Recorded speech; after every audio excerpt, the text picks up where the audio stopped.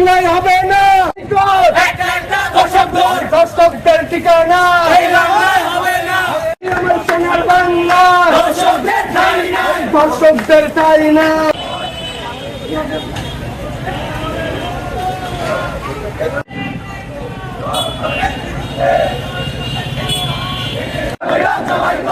মিরপুরে দোষণ কেন? ঘুরিয়ে দাও। মিরপুরে দোষণ কেন?